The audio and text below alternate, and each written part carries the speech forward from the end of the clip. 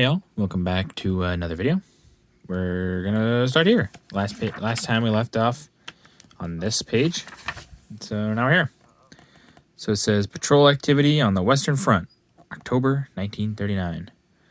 French and German patrols at work. Although during the first few months of the war, there were no large-scale operations on the Western Front, patrols from both sides were constantly seeking information concerning the strength and disposition of the opposing forces. Above, a French patrol moves cautiously through a shell-torn village, while below, Germans are seen engaged in a similar errand. There's that. And this one. There's the German soldiers. And this. Here's the next page. Here's Berlin's tribute to a daring feast. October 14th, 1939, says Royal Oak torpedoed. By a feat of great daring and skill, to which Winston Churchill himself paid tribute, a German U-boat under the command of Lieutenant Prine penetrated the defenses at Scapa Flow and torpedoed the battleship HMS Royal Oak on October 14th. It appears probable, said Mr. Churchill, speaking to the House of Commons on October 17th, as First Lord of the Admiralty, that the U-boat first fired a salvo of torpedoes, of which only one hit the bow. 20 minutes later, the U-boat fired 3 or 4 torpedoes, and these, striking in quick succession, caused the ship to capsize and sink. The Royal Oak, a ship of 29,000 tons, had a main armament of 8 15-inch guns. 810 British seamen lost their lives. Berlin acclaimed it as a triumph, and Prine and his crew were given a well-staged reception, which you can see here. Definitely well-staged. These people were coming out to see these heroes, as they saw it. But at least they showed their boys that they cared about them, I guess. And then this one's a 2-pager, but it says, German planes raid the Firth of Forth. October 16th, 1939. The war comes to Scotland. On October 16th, an ineffective attack was launched by German warplanes upon British warships on the Firth of Forth.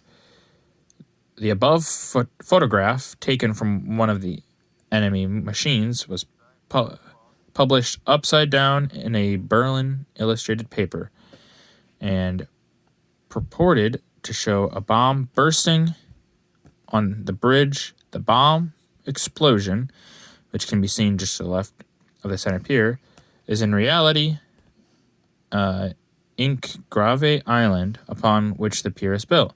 Although the raid was carried out by 12 or 14 enemy bombers, only very slight damage was done to 3 British ships. The cruiser Southampton and Edinburgh and the destroyer Mohawk. German aircraft had flown over Rosyth to reconnoiter early in the morning, and the first of the series of actual raids began about 2:30 in the afternoon and continued until 4 p.m. When the last of the German planes was chased away by the RAF fighters, only 2 civilian casualties were reported, and the railway continued in its normal service over the bridge uninterruptedly. 4 enemy planes were brought down. The picture above shows an enemy plane being driven off by anti-aircraft fire after dropping a bomb near HMS Edinburgh. On the right is the funeral of the 2 German soldiers killed in the raid. Here is the bridge they were talking about. Here's the planes up there. I'm assuming that's the Edinburgh, I believe, maybe. And then there's the funeral procession. Very interesting. These are like the smaller things that I know. World War II, the World War II channel by Indy Nidell and those guys.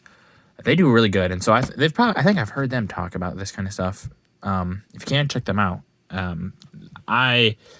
Mine is pretty bad.